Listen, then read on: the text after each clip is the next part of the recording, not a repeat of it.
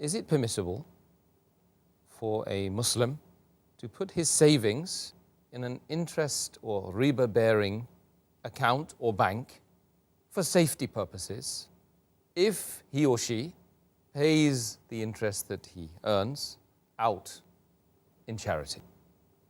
Most of the scholars, they say that if under compulsion, especially if you're a non-Muslim country and for safety reason, you can keep your money in the interest-based conventional bank, but whatever interest you get, you have to give in charity without seeking the reward of Allah, because it's haram.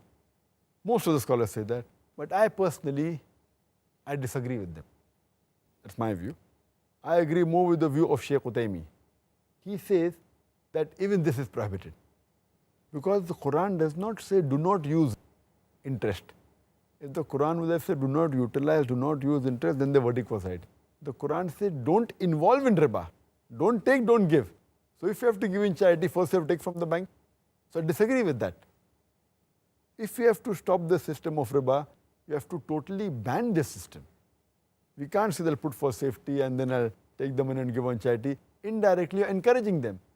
Because the moment you open an account which has got interest, you are signing and giving them permission that you are agreeing with interest with riba. That itself is a sin. So Allah's curse will be on you. Allah and Rasul will wage a war against you. Because I ask this question and I say to these people who say that you can put in the bank and give in charity, that suppose I deal in drugs, in cocaine, in brown sugar, and suppose I invest $1 million.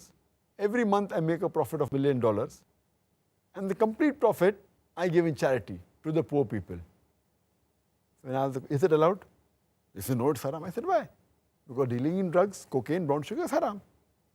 So when dealing in drugs, cocaine, brown sugar is haram, riba is a bigger haram. Because if you deal in riba, Allah and His Rasul will wage a war against you.